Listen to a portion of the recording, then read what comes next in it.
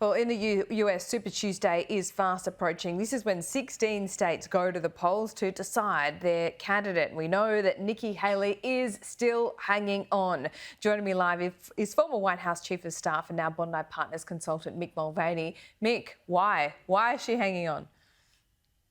Well, she's hanging on. We're not really sure. By the way, it's good to see you again, as always. We're not really sure why she's hanging on. In fact, she just today, it's Sunday here in the U.S. as I chat to you, and this morning we have all of our news programs, and she was on TV this morning saying that now, despite the fact she had said previously she would support Donald Trump if Donald Trump became the nominee, she says she doesn't consider herself bound by that pledge. So the fissure, the divisions within the Republican Party is getting deeper as this primary goes on. A lot more folks are wondering when she's going to withdraw. She doesn't expect to win any states on Tuesday of the 16 that are up for election.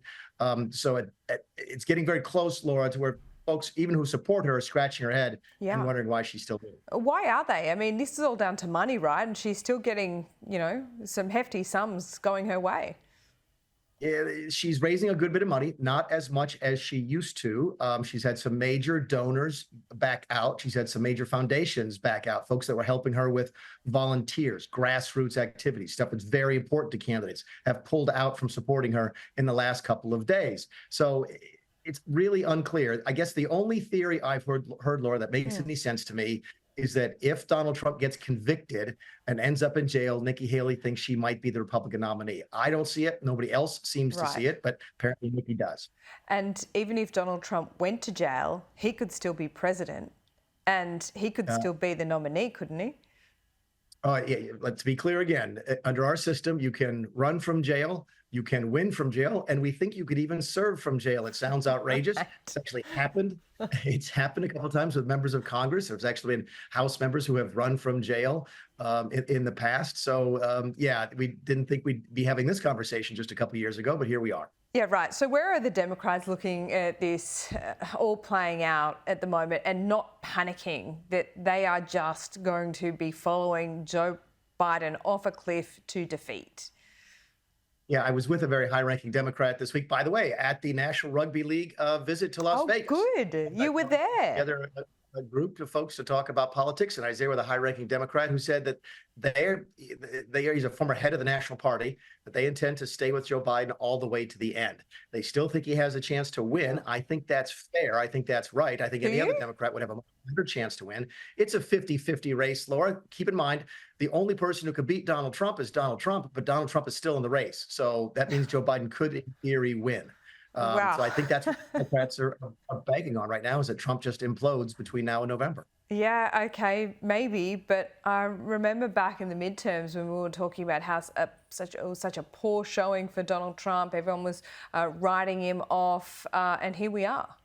There's a poll out today that says most Democrats now think that Joe Biden is too old and doesn't have it anymore.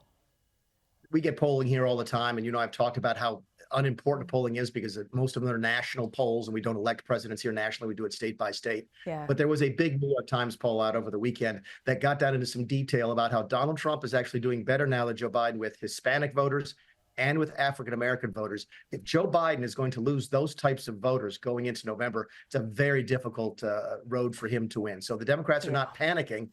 I think they wish they had a different candidate, but it looks like they're going to ride Joe Biden to the end. Yeah, if you're going to vote for Joe Biden at this upcoming election, you'd have to just believe that, the apparatus around Joe Biden would be enough to run the country, not Joe Biden himself, right?